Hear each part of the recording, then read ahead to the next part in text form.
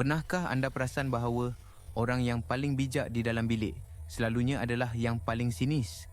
Orang yang mampu melihat 10 langkah ke hadapan, tetapi komen mereka sentiasa tajam dan penuh dengan sarkasme. Mungkin orang ini adalah anda. Anda melihat dunia dan tidak dapat mengabaikan ketidaksempurnaan, ketidakkonsistenan dan kepura-puraan yang terang-terangan. Ia bukan kerana anda seorang yang jahat. Ia kerana otak anda adalah mesin pengecam corak yang sangat berkuasa. Dan corak yang anda lihat selalunya mengecewakan. Hari ini kita akan bercakap tentang mengapa intelek yang tinggi sering membawa kepada sinisme dan mengapa ini sebenarnya adalah satu mekanisme pertahanan.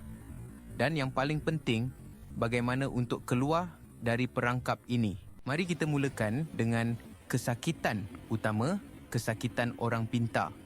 Ia dipanggil jurang antara bagaimana sepatutnya dan bagaimana sebenarnya. Otak anda dengan mudah membina model sistem yang ideal. Bagaimana sebuah syarikat harus berfungsi. Bagaimana hubungan harus dibina. Bagaimana masyarakat harus diatur. Semuanya logik, cekap dan adil. Tetapi kemudian anda membuka mata dan melihat realiti. Politik pejabat, manipulasi emosi, keputusan yang tidak logik berdasarkan ego, dan model ideal anda hancur berkecai. Percanggahan kognitif ini, jurang antara jangkaan dan realiti, amat menyakitkan.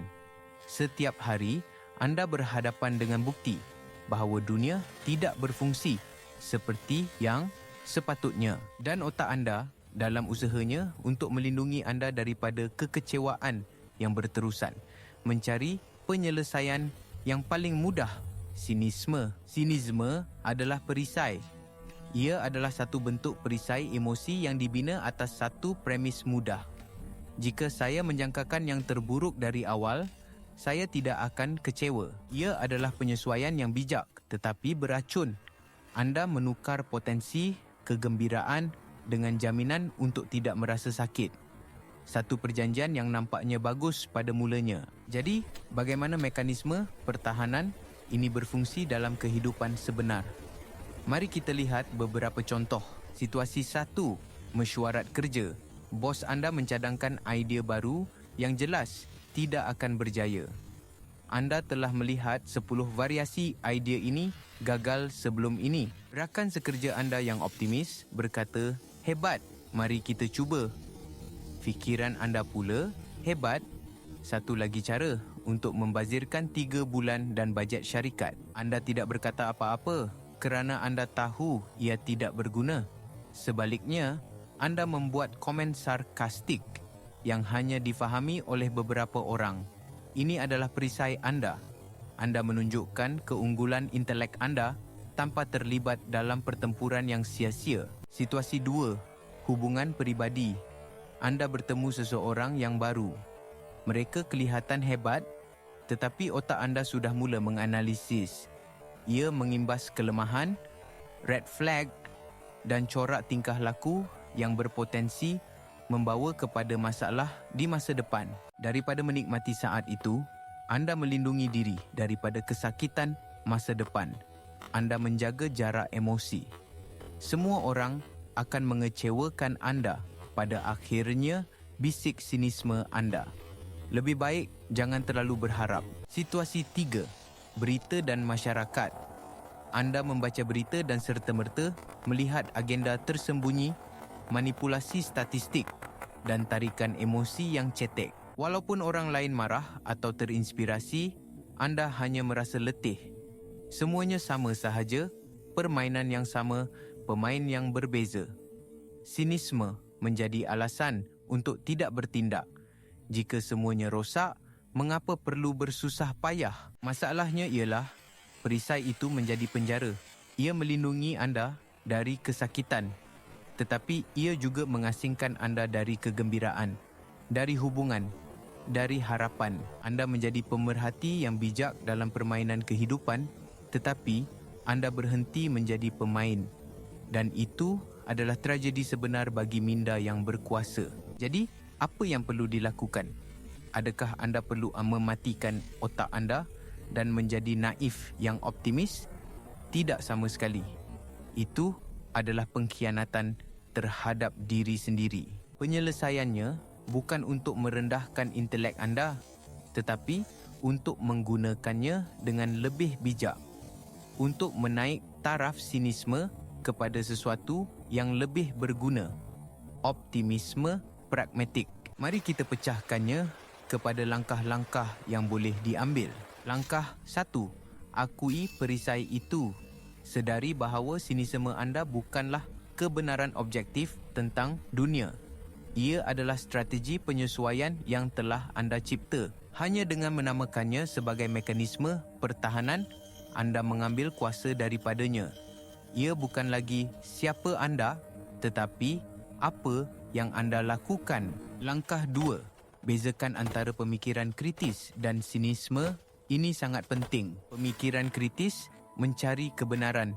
Ia menganalisis, mempersoalkan dan mencari kelemahan untuk memperbaiki sesuatu. Tujuannya adalah membina. Sinisme telah pun membuat kesimpulan. Ia menganggap semuanya rosak dan tidak boleh dibaiki. Tujuannya adalah untuk menolak, bukan untuk memperbaiki. Ia adalah kemalasan intelek. Sebelum anda membuat komen sarkastik, tanya diri anda, adakah saya cuba memahami dan memperbaiki, atau adakah saya hanya menolak dan melindungi ego saya? Langkah 3.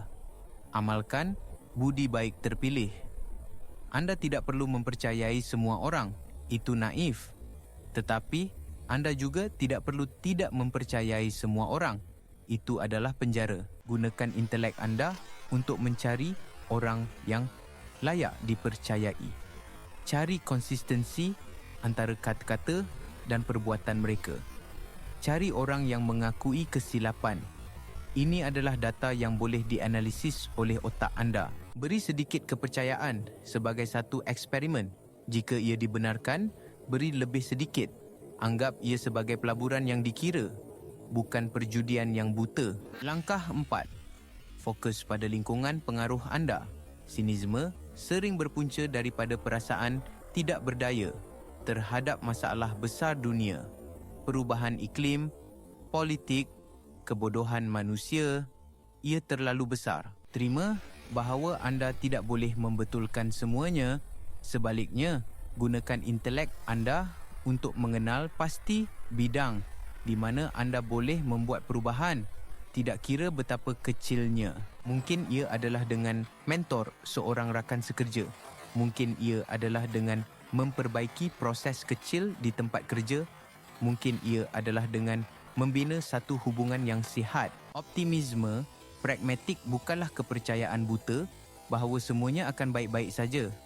Ia adalah pengiktirafan bahawa dunia ini tidak sempurna, digabungkan dengan keputusan untuk menggunakan sumber anda untuk memperbaiki bahagian kecil daripadanya. Minda anda yang berkuasa tidak ditakdirkan untuk menjadi sumber penderitaan anda. Ia bukan satu sumpahan yang memaksa anda untuk melihat hanya yang buruk. Ia adalah satu alat. Sinisme adalah apabila alat itu menjadi berkarat kerana tidak digunakan untuk membina. Ia adalah tenaga intelek yang dihalakan ke dalam untuk menyerang diri sendiri dan harapan anda. Jadi, cabarannya adalah ini. Gunakan anugerah anda bukan untuk meramalkan kegagalan, tetapi untuk merekayasa kejayaan walau dalam skala sekecil manapun. Gunakan keupayaan anda untuk melihat kelemahan bukan untuk mengkritik, tetapi untuk mengukuhkan. Berhenti menjadi pengkritik yang paling bijak di dalam bilik. Mula menjadi penyelesai masalah yang paling berguna. Dunia tidak memerlukan lebih banyak sinisme. Ia amat memerlukan intelek anda yang tajam, tetapi digabungkan dengan hati yang berani.